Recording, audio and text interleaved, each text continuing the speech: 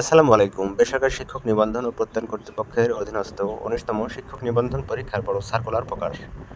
Update ৩০ জুন ২০২৫।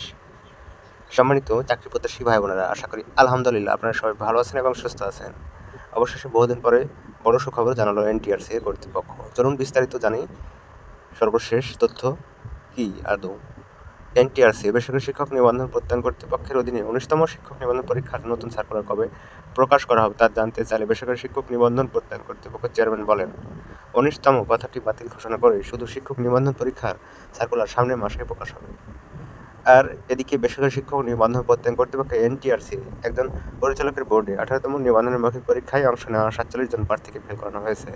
যদিও একই দিন অন্য বোর্ডে তুলনামূলক কম প্রার্থীকে উত্তীর্ণ করানো হয়েছিল বলে জানা গেছে। তো ভিউয়ার্স, এই ছিল ১৯তম এবং এনটিআরসি সূত্রের সর্বশেষ আপডেট। সবাই ভালো থাকবেন। আজকের মতো এই পর্যন্ত। ধন্যবাদ। আসসালামু আলাইকুম। আল্লাহ হাফেজ। ভালো থাকবেন সবাই।